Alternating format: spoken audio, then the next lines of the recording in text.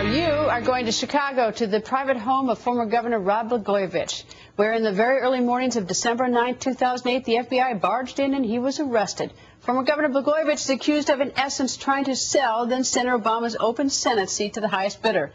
Governor Blagojevich goes on the record about his upcoming trial. Governor, nice to see you. Thanks for being here. All right, Governor, you're a little bit of fix. You got this trial coming up June 3rd, and a lot of pretrial matters have come to light recently, and I want to talk to you about. Let's start first with the tapes. The prosecution has wiretapped you, has tapes of you, and there's a dispute over what's going to be played in court. What's the dispute? Well, they taped my conversations for 6 weeks. Our government came into the sanctity of this home, actually, and put wiretaps on these telephones and a lot of other telephones. I've taken the position from the very beginning that I'm innocent of everything and anything they're falsely accusing me of, and that a lot of the truth can be found in those tapes. And from the beginning, I've said, play all the tapes. My lawyers were instructed by me to challenge the government. We waived the opportunity to challenge the tapes, happily did that, and challenged the government to say that allow both sides to play any tape they want. They should play anything they want to play in court, and let us play any tape that we want to play in court. The government declined to comment, and then they've recently gone into court. They snuck into court to try to get the judge to rule that all the tapes should not be played. This case, in so many ways, is upside down.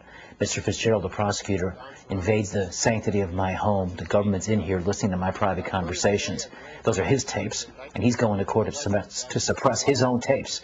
And I'm the one saying, play them all, because I know the truth is on those tapes, and the truth will show I did nothing wrong. All right, you say he snuck into court. You had no notice that the prosecutor was going to go to court and say to the judge, we only want to play these tapes, not all the tapes? The way the motion was written by the government with footnotes and buried in the body of a motion that was filled with a lot of other things was an incipient request to suggest that not all the tapes be heard. In fact, they even misled and said that the judge ruled that all the tapes wouldn't be played, which was not the case at the time that they filed that motion. The government has physical custody of these tapes. Has your lawyer heard all these tapes? We've had the tapes for months. So you have copies of the tapes? Yes, and we've heard all the tapes. But let me say this, I've been consistent from the very beginning. From the moment I was falsely accused of the things I did not do, I said long before we had access to the tapes, play all the tapes.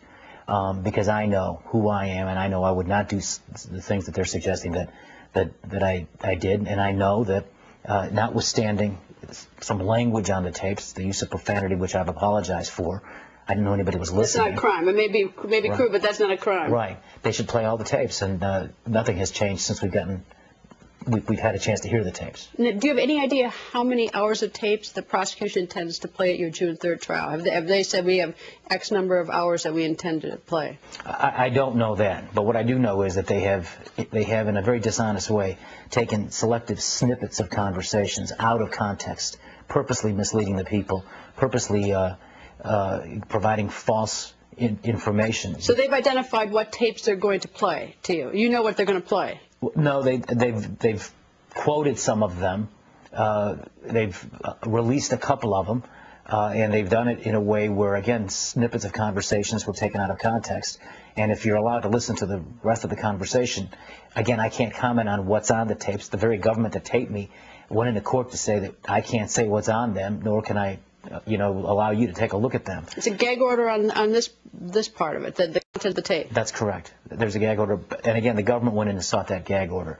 But they've been free to take snippets of conversations out whenever they choose to do it, and again, designed to mislead the public. What's been the judge's reaction? Hasn't the judge said, okay, Governor Blagojevich, you identify what tapes you want heard, and I'll consider it, so it's not a complete bar at this point? That's correct. The judge, it seems to be a very fair, thoughtful man. And he's obviously a very smart and intelligent man who understands and knows the law. So he has said two things. He said, one, publicly, that if I testify, that he'll allow us to play the tapes that we want to play. Just if you testify? Not for a doctrine of completeness. Like, let's say that hypothetically a tape is put on that has half a thought, and it's your position that that half a thought falsely conveys a message. Are you allowed to play the entire thought without having to take the witness stand? Well, I don't know that yet. The judge has said that if I testify, which I will, by the way, he'll allow us to play the tapes, that we asked for. This is as I've been told by my attorneys. And the judge has said in the last court date, and I was there because I challenged the prosecutor to be there too, to explain to the people why he's trying to prevent all the tapes from being heard, since these are the tapes that he went out and got.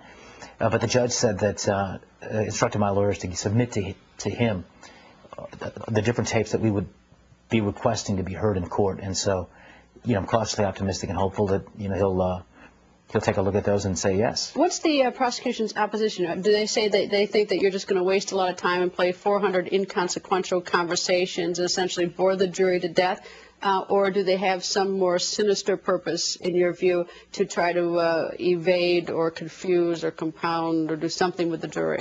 No, I have a fervent belief that the prosecution is trying to cover up their misdeeds. Which misdeed? And the misdeed is that they arrested a sitting governor and falsely accused him of things that he didn't do, and did it at a super sensational press conference on December the 9th, 2008. This is what Mr. Fitzgerald did, and he used the tapes, and he quoted from the tapes, from selected excerpts of the tapes, snippets, to suggest that was the basis for arresting a governor in a state like Illinois, unprecedented.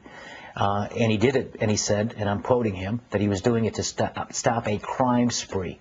The reality is, when people hear the whole truth and hear what was on those conversations, the days and weeks leading up to those acts by the government, by the prosecutors, there was no crime spree. He lied. Why do you do that? Just for the sake of lying? Is that your viewpoint, or something more sinister? Well, I have theories. I mean, not that lying isn't sinister. I don't mean it that way, but I believe their effort to prevent all the tapes from being played is as much designed to keep justice from being heard in court as it is to cover up their wrongdoing and misdeeds. To suggest that you should arrest a sitting governor, to arrest a sitting governor, to say at a press conference when the whole world is listening that you got this governor who's trying to sell the president's Senate seat for money, which is the allegation that he made at that press conference, that they heard conversations over the telephone and had to come in at 6 o'clock in the morning in my home where my little girls are sleeping, invade the privacy of our home and say that they had to stop this crime spree before it happened. It's just a flat-out lie. It was when he said it then. I knew it then, and it's certainly the case today. The tapes will show what the truth is. I have said from the beginning, play all the tapes. Now, why is it that my accuser is trying to prevent the truth and the full truth from being heard? I believe part of it is because he's covering up the fact that he told this big lie that foreseeably led to a chain of events that would remove a governor from office, that would undo the will of a people, undo an election. And he doesn't ever want anybody to know that that's what he did. There is a smoking gun on these tapes, and that smoking gun is directed and pointed at the prosecutor. Next, the question we all want answered: why does former Governor Blagojevich want to call President Obama to the witness stand? More with Governor Blagojevich next. And then